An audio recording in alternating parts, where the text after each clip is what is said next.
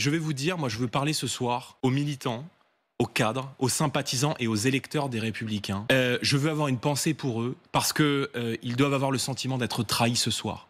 Parce que ce que s'apprête à faire M. Wauquiez et l'ensemble de ses députés, c'est non seulement de se renier sur leurs propres convictions au regard de ce qu'ils ont défendu jusqu'à présent sur la réforme des retraites, mais également qu'ils s'apprêtent à valider une augmentation de l'impôt sur le revenu, des augmentations de taxes sur les gens qui travaillent et surtout le gel des pensions de retraite pour nos retraités. Donc, je veux dire, se faire un harakiri de cette manière, eh bien, me fait avoir beaucoup de compassion pour leurs électeurs. Et moi, j'ai envie de leur tendre la main et de leur dire que se renier en politique n'est pas une façon de faire et qu'on peut faire différemment. Jordan Bardella, vous ne pouvez pas traiter qu'avec les électeurs. C'est une partie de l'équation, mais il y a les dirigeants politiques. Hier, sur ce plateau, votre allié, M. Ciotti, dit je tends la main à Bruno Retailleau. Voyons-nous, rencontrons-nous. Est-ce que vous dites la même chose?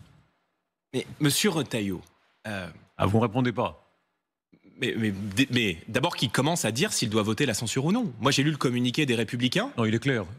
Il est clair. Enfin, il n'y a pas deux personnes dans son parti politique qui dit la même chose. Mais lui est clair. Non, mais d'accord. Mais il n'y a pas deux personnes dans son parti politique qui dit la même chose. Ouais, là, vous Monsieur évitez la réponse. Non, mais je vais vous répondre. Monsieur Rochebin. Vous êtes prêt à rencontrer M. Retailleau ou pas? Mais je peux le rencontrer. Moi, je ne suis pas sectaire. Vous je souhaitez rencontre ce tout le monde. Vous souhaitez ce rendez-vous aujourd'hui? Non, mais c'est la proposition de M. Ciotti. Oui, mais est-ce que c'est la vôtre? Celui qui est chargé de traiter avec les cadres des Républicains, c'est M. Ciotti parce qu'il était président de cette famille politique. Non, mais vous n'avez pas besoin d'un chaperon. Donc, oui ou non, est-ce que vous êtes prêt à rencontrer M. Retailleau pour parler affaires? Vous allez fixer mon agenda. Non, mais donc, je vous pose la question. Mes réponses. Donc je vais vous répondre. Lorsqu'il y a eu des élections à l'été 2024, moi j'ai pris mes responsabilités. J'ai dit pour gagner, il faut rassembler. Pour gagner, il faut l'union. Pour gagner, il faut l'alliance. Par conséquent, je me suis tourné vers le président des Républicains de l'époque, M. Ciotti, qui a accepté cette main tendue. On s'est mis d'accord sur un pacte de gouvernement, considérant qu'il fallait briser le piège mitterrandien et que nous avions tous les deux des électorats qui peuvent avoir des sensibilités différentes, mais qui sur la sécurité, la défense du pouvoir d'achat, la lutte contre l'hyperfiscalisme, la défense de la nation, de nos valeurs, de notre identité, partagent l'essentiel. Donc nous avons dit, on fait un bout de chemin ensemble. Pourquoi est-ce qu'aujourd'hui, cette alliance, au moment où on se parle, n'est pas possible avec l'actuel président des Républicains? Attendez, qu'en savez-vous? Si vous ne voyez pas, si vous ne traitez pas, si vous ne négociez pas. Mais M. Retailleau, il a été ministre de l'Intérieur d'Emmanuel Macron. Il n'y a jamais eu autant d'étrangers en France. Il vient de claquer la porte. Il n'y a jamais eu... Alors on va rentrer dans cette question parce que je vais vous répondre.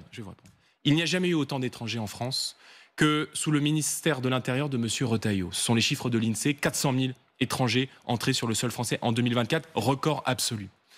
M. Retailleau, il a eu l'occasion à plusieurs reprises de claquer la porte du gouvernement et de le faire sur des questions politiques, sur l'incapacité d'apporter une réponse à la crise algérienne, sur l'incapacité du gouvernement de remettre en cause notamment l'aide médicale d'État, c'est-à-dire la gratuité des soins aux étrangers en situation régulière. Il ne l'a pas fait. Non, mais là, vous faites pourquoi est-ce qu'il part? On n'est plus là. Si, pourquoi est-ce qu'il part, M. Retailleau? Parce qu'ils n'ont pas eu assez de postes dans le gouvernement. Le Cornu lui-même le dit. Il souhaitait que M. Bellamy soit ministre, je crois, des armées ou de l'enseignement supérieur. Il part parce qu'il dit on n'a pas eu assez de ministères, le deal gouvernemental ne nous convient pas, et il part parce que M. Le Maire revient au gouvernement.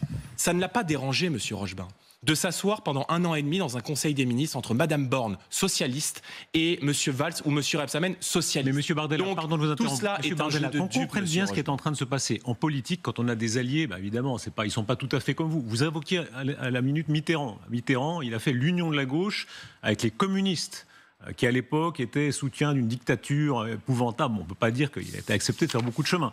Est-ce que c'est imaginable, pour reprendre ce mot, que vous ayez un programme commun, peut-être pas maintenant, dans 1 mois, dans 2 mois, après une dissolution, si elle avait lieu, avec Bruno Retailleau?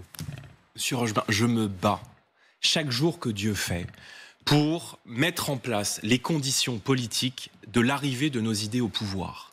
Mais je l'ai fait en tendant la main au président des Républicains il y a 1 an lorsqu'il y a eu des élections.